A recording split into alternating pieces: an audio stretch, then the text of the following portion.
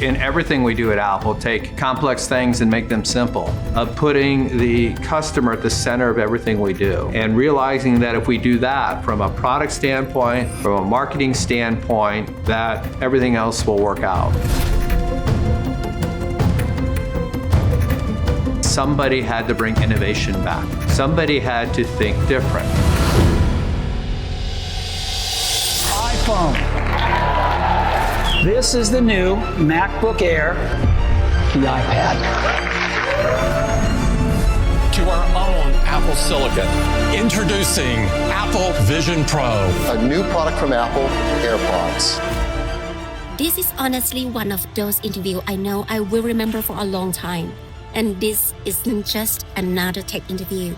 It's really about understanding how Apple has evolved over nearly 50 years. From the think different days through all the ups and downs to what it is today. But what makes this conversation special is that we're not just looking back, we're looking forward. I'm speaking with Greg Joswiak, Apple's SVP of Worldwide Marketing. He's been at Apple since 1986 and has worked closely with both Steve Jobs and Tim Cook, the legendary leader. So, this is someone who didn't just witness Apple's journey, he helped shape it.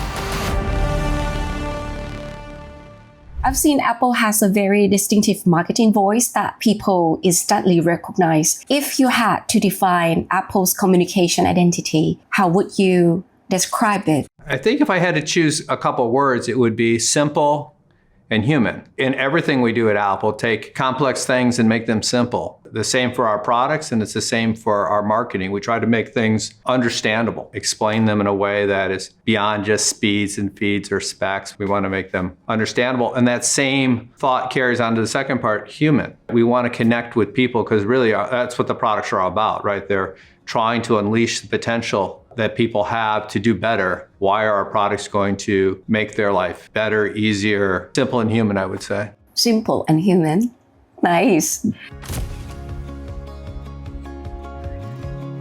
I just curious to know from the iconic campaign like 1984 and Think Different to right now to today, how has Apple core marketing philosophy evolved to stay relevant and continue setting new standard for nearly 50 years? Those are a couple of my favorites. 1984, we were obviously very early in the company, and we were founded on this very different idea of really how to take complex technology and make it personal, how to make it something that was for the rest of us, and challenging maybe the way others viewed computing in that time. And so it was challenging the status quo, challenging the things that went against what we were trying to do with personal technology. And it was obviously one of the most ever run, and I still love to watch it. It's a work of art. We shall prevail. Ridley Scott was the director, and it was an absolute work of art. But my all-time favorite is what you just said. It's the whole Crazy Ones, the Think Different campaign. We celebrate even this major anniversary, this 50th anniversary. It isn't just celebrating us. It isn't trying to pat ourselves on the back. It's really trying to celebrate what the world has done with our products. And the Crazy Ones was really celebrating those geniuses, right? Those people who are willing to think different in order to do amazing things. And for us, that was an important time because Apple, as you know, at that point was almost out of business. And Steve had just come back, and we needed to explain to people, why did Apple need to exist? We only had, the world was dominated by these running Windows that all did the same thing. And, there was no innovation there. The whole goal there was to try to just make a cheaper PC so they could try to make it less expensive than their competitors. And we had less than 3% market share. So why did we need to exist? Well, we needed to exist because we needed the world to know that somebody had to bring innovation back. Somebody had to think different, right? And obviously it was very prophetic, right? Because that kind of thinking from a company that was almost out of business, led to really amazing things, right? It led to the iMac, it led to the iTunes and iPhone and the App Store and iPad and Apple Vision Pro and Apple Watch and AirPods and you get the idea, all these amazing things because we were willing to think different. If you're looking for a theme, again, we believe in human potential, right? We believe in the fact that our tools can make human potential go, to see the most. I like to remind people that one of the original ways that Steve described the Mac in its very early days was as a bicycle for your mind, right? It would allow you to go further, faster, easier than you could go, you could transport yourself without one. And that's what we see. So I hope that answers. See, I know there's a lot there. I could talk for an hour on just that question.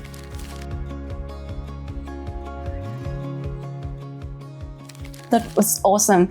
I mean, I love Apple products, and I think Thai people also feel that way. We can just accept those message from your effort on the innovation. It's been 50 years, so congratulations for that. Thank you. And congratulations to us all, because again, it's a celebration of the community, not just us. We have over 1 billion users around the world who do amazing things with our products, and we want to celebrate them too. That's great. So, seeing Apple has a strong global identity, how do you maintaining a consistent global brand message while you still creating meaningful connections with local cultures? How can you do that?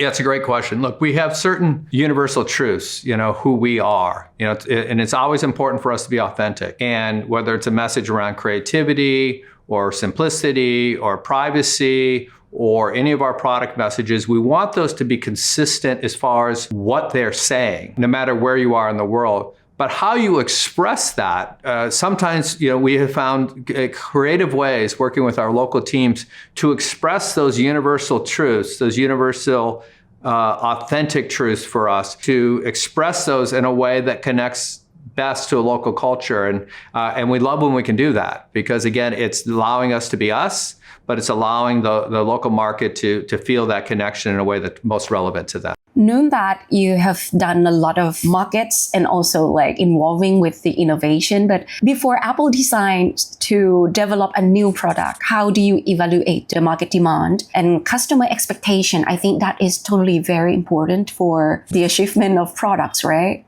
Yeah, we don't generally have a checklist of requirements. What we try to do is try to understand people. We try to understand what people are trying to do. We try to understand people's frustrations. We try to understand trends, with the idea that if we see an opportunity there for Apple to do something that's meaningfully better than what anybody else can do, whether there's been an effort there already or not, but we need to know that we could create the best product there. If we do, and we understand people and their needs and frustrations and desires and where things are heading, then we want to pursue that space. Again, we don't always do it. We end up saying no to a lot. A lot of times we go down a road with something to say, are we really feeling that this is going to do that, to create we're so committed to say we want to create the best possible products in any category we enter.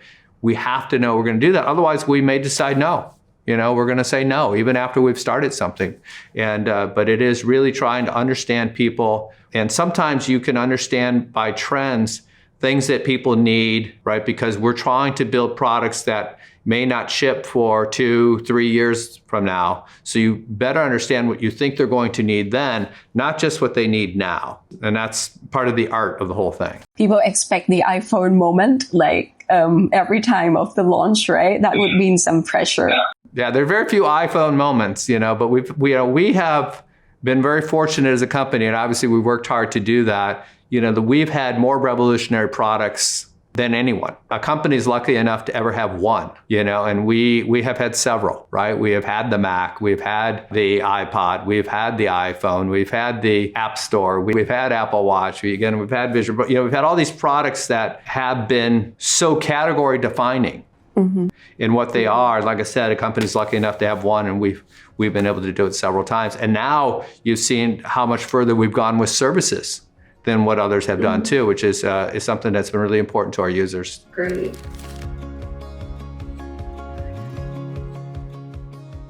So may I ask a little bit about the Thailand market? I believe Thailand has a strong creator community and users who are very open to new technology. How does Apple view the long-term potential of Thai market? We love Thailand. And for some of the reasons you just said, it's got a fantastic creative market, a fantastic creator market. It is a younger population. It is receptive to new technologies. It's forward-looking. I love going there. And I love, again, seeing what creators are doing with our products. I love watching even, you go and see what university students are doing with iPads. It is a phenomenal market for us and one that I'm very excited to visit every time I go. It brings joy to me.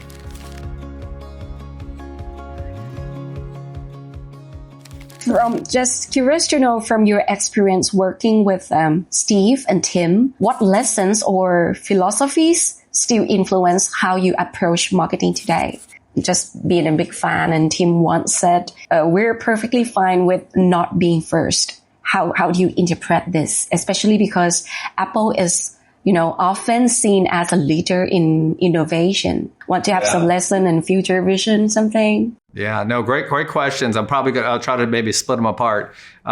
Steve, it goes back to, some of the stuff I was talking about earlier too. He was always big on focus and simplicity, and part of simplicity is clarity for our marketing. Again, trying to put the product as the hero. We're not full of gimmicks on our marketing, right? We want the product and the features to be the hero, and then try to tell a simple story as to why that's a good thing. And Steve was such an incredible marketing person, right? Incredible product person, and his view is like our job is to create the greatest products in the world, and then to be able to tell the people why they're the greatest products in the world.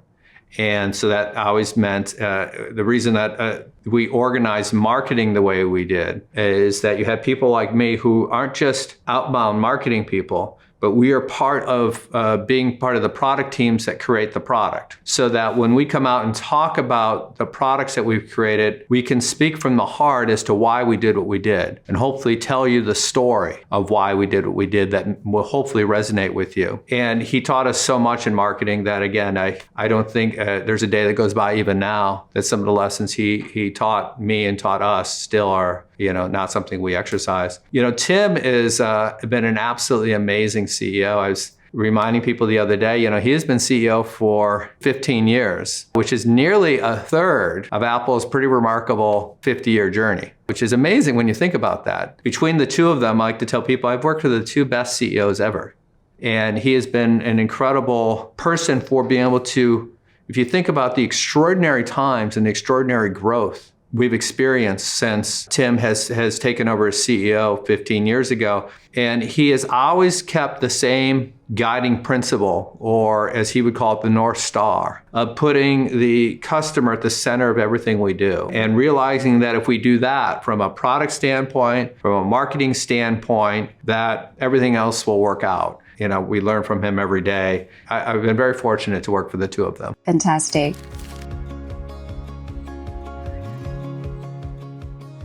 So I have one last question. Looking ahead to the next 50 years, how would you like people to remember Apple? Will there be any different?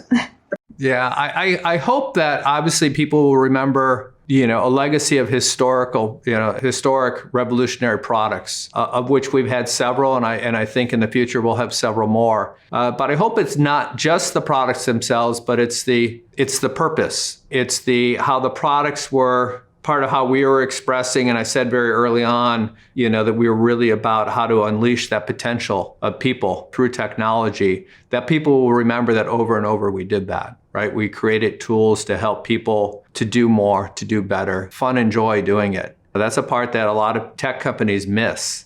I think we put a lot of joy into our customers' hearts when they're using our products, and that's why people tend to talk about how much they love their Apple products. They love their Mac, or they love their iPhone, or love their iPad. You don't usually hear that about other brands. They may use them, but they don't usually have that same expression of love. And a lot of that goes to, our craftsmanship, our attention to detail, everything from how something is packaged to how it's designed, how the user interface is, efficiency and powerful capability of the hardware and software because of the integration we have. So I hope that that will feel like something that has recurred over and over and over through the 100-year anniversary that we'll all be back here celebrating.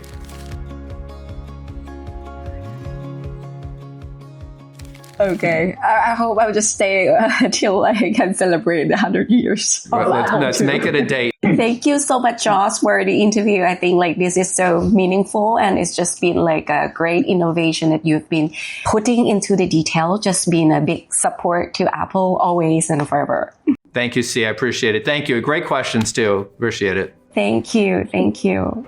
One thing that really stuck with me from this conversation is this. Great marketing isn't just about selling. It's about building real connection. What people call brand love, and that only happens when there's genuine intention behind the products. And today, honestly, it's not Apple or any company that defines what accessible means anymore. It's the users. That's probably the biggest takeaway for me. If you really enjoyed this video, don't forget to follow Ceemeagain channel. Thank you, you guys. See you next video.